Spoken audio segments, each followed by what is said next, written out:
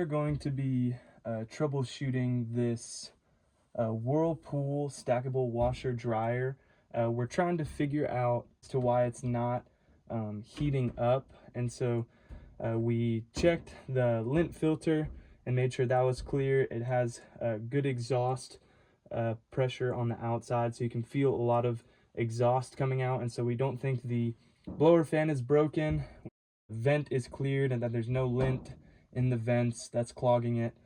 And so today we're going to check and see if we can figure out if it's one of the sensors on the inside of this unit. And so the first thing we'll need to do is come through here and undo these 3 screws right here to take this little panel off. That's just a normal Phillips head screwdriver.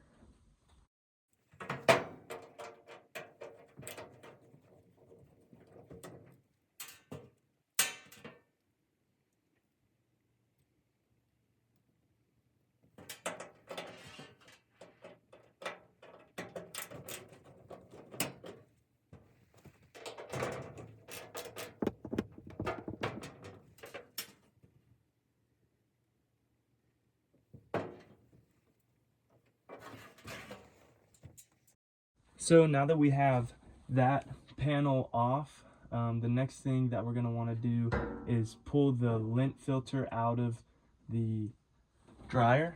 And after we pull the lint filter out, we're also going to want to take this top piece off right here. There's 2 little tabs, so you have to take a flathead screwdriver. There's 2 little tabs in here that we'll have to take, or that we'll have to press down in order to take it off. So you kind of just slide the screwdriver in and press it down in order to compress that tab to be able to pull this out. And so once you have that, you can just pull that off to the side. So we're also going to have to take this lint filter housing off as well. And so there's 2 screws that you're gonna have to take out. There's one right here, and then there's also gonna be one on the back side right here as well. When you take those out, you don't have to worry about taking this little screw out, because this whole piece right here will come out with this unit when you undo those 2 screws. So we now have that lint filter housing pulled off. That piece. There's also a little tab down here. Sometimes that will it shouldn't really hold that housing on that well, but that little tab goes right there, and the lint filter housing kind of slides in, and that tab holds it somewhat. It doesn't really hold it that well though, so when you go to pull that piece off, it should just come right out of that tab.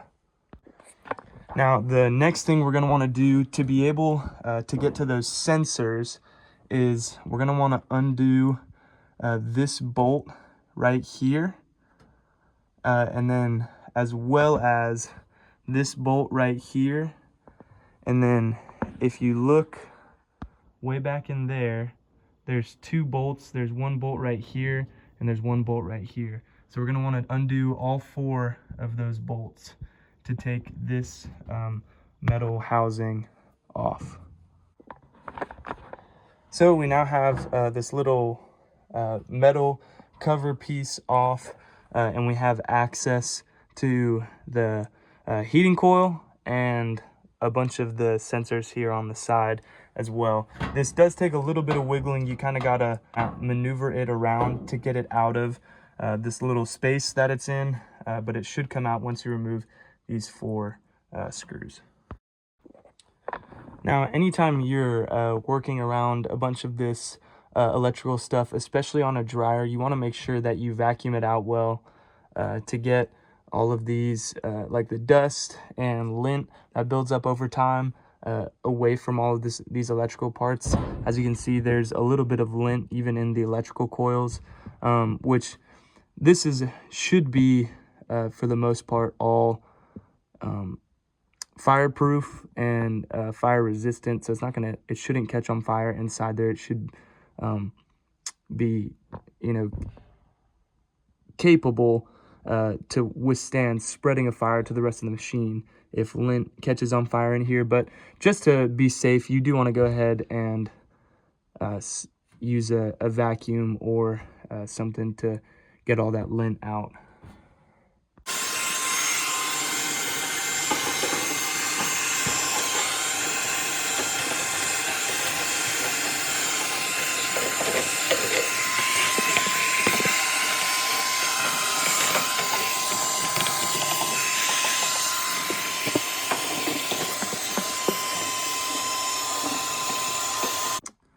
Now, when you are troubleshooting this unit, one of the things that you do want to do is make sure to check for continuity on the heat coil. So what you'll do is, if you have a multimeter, you can go to this setting right down here. If you look right there, that's a continuity tester. You can turn it to right there, and what it'll do is when there's continuity between these two prongs, it'll make a beeping noise. So if you listen, it's making a beeping noise. So what you can do is go to both ends of this coil right here, and you can just touch the leads coming out right here.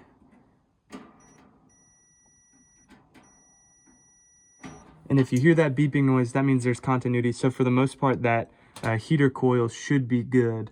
And then you'll want to do that same continuity test on the rest of these sensors here. So on all these temperature sensors, there's one right here. You can pull these little plugs off.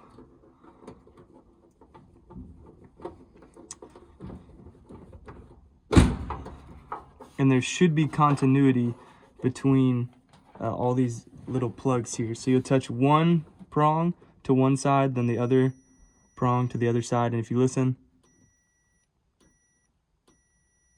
it has continuity. So we know that that sensor is good. Make sure that you push those back on nice and snug. Make sure you're getting the little peg. Make sure it goes into this plug assembly well so that you're getting a good connection. And you can do that same test with all of these other thermostat sensors as well. When you come over here, there's a couple other sensors up here as well. There's one here in the back, and then there's this one right here on the front side. This one on the back goes out pretty frequently. So if you check that one, it might end up being the culprit. It's typical for that one to die. So we'll go ahead and check for continuity on this one right here. It's kind of hard to see with those wires, but you can just touch each of these leads coming out of it. So there's one. As you can see, we have continuity on that one, so that sensor is still good. And then if we go to this one, this sensor in the back, and you tap one lead, then tap the other lead, as you can see, there's no continuity there. And so this sensor is actually the sensor that's bad, that's causing this unit to not be able to heat up. So we'll go ahead and replace that one. But that's a pretty simple way to troubleshoot these units and the sensors. And you know it's the problem is that the unit is not heating up. So you've checked to make sure that the lint filter is clean. You check to make sure that the lines are clean. You went to the outside of the building and made sure that there was a lot of air coming out of the vent on the exterior of the building. Then you know your blower fan's not bad, your lines aren't clogged, and in that case, it's probably one of these sensors in here, or like we were saying, it could also be that heater element in there as well. But in this case, it ended up being that sensor. I'll make sure to put the link to that sensor down below, and links to the parts that I used in this video, and the tools that I used as well in the links down below. So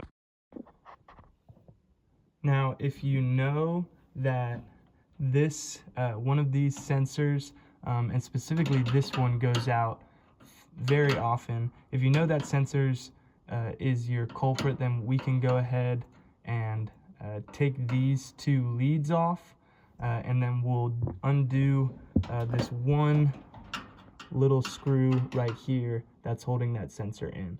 And so we want to make sure we remember the orientation. The black is the negative. That will be plugged into the bottom side, and then this red wire right here gets plugged into the top.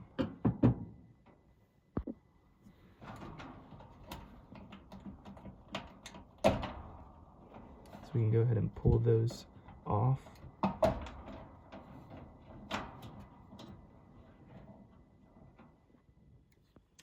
So now we can go ahead and undo that screw right there and pull the sensor out. That screw, the head of that screw right there should be a 1/4 inch socket.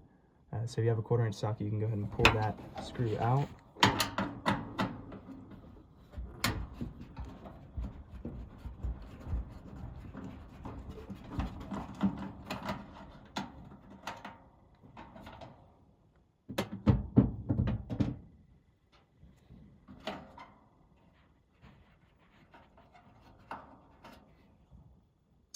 And then you'll notice at the top, there is also this little piece right here that kind of hooks in on the top side just to secure this thermostat sensor a little more. And so you can make sure when you're pulling it out, if it feels like it's snagged, it's just because that little piece right there is clipped into the top. So right here we have the new sensor. I bought this one right off Amazon. There's the information on the front side of that sensor, and then here's the old sensor as well. There's some of the information. I believe this is the part number. I'll link the part in the description, but I believe that's the part number for it. It's 3977393 on this Whirlpool stackable washer dryer. I'll include a portion of the video will also have the serial number or the model number for the unit itself as well. But we can go ahead and take this little sensor right here, and we'll go ahead and put it on there. So as you can see, this is the original part, and then this is the part I got off Amazon. It is a little bit different, but it should work just fine. The little peg is still in the correct spot, and then the hole for the actual screw is in the correct spot as well. And so the part should still work just fine when we're putting it on there. So we can go ahead and make sure you try to get as much of that dirt out of the way as you can.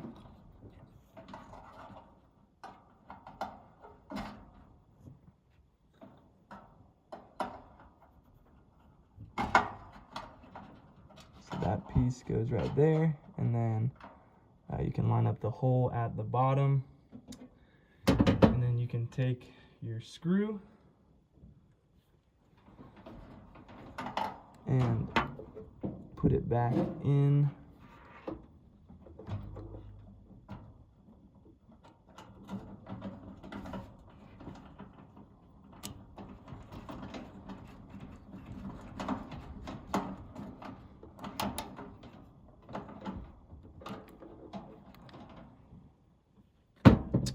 So that screws back in. It's in there nice and tight. We'll go ahead and reattach our wires. So if you remember, the red wire goes in the top. You can slide that on. That black wire goes on the bottom. And so now you should be good to go. The sensor does look just a tad bit different, but the sensor should work perfectly fine if you use that link from the description.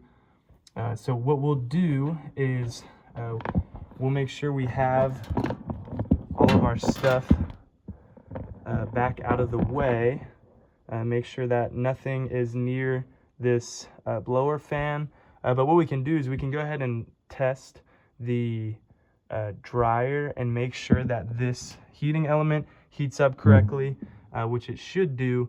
You just want to make sure that you have everything else that you unplugged, plugged back in, don't have anything right here because that is going to start spinning. And then just make sure that everything is safe when you're doing this. So you can go ahead and turn the breaker back on, and then we'll start the dryer. We have the dryer, for the most part, is empty. I just have a little damp rag in there. But we'll go ahead and close the dryer, and then you can turn the dryer on.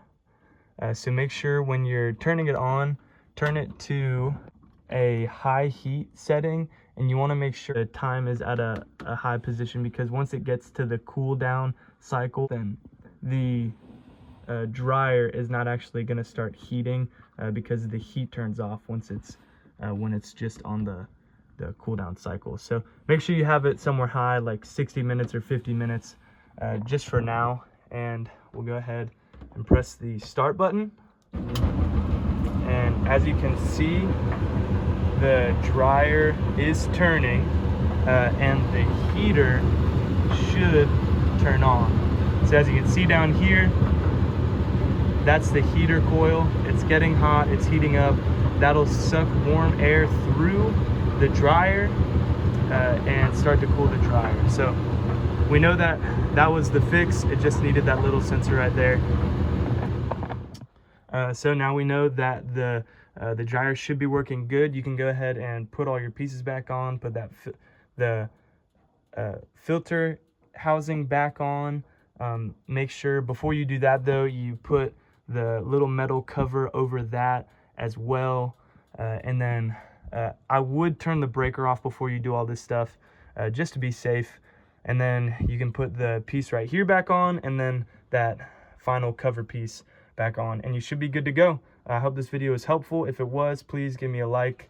And if you have any questions, feel free to leave them down below in the comment section, and I'll try to answer those as quickly as I can. But make sure to check down below in the description for tools I used, like all of these different things, as well as the part to replace that one little sensor there. But hopefully this was helpful. Have a good one.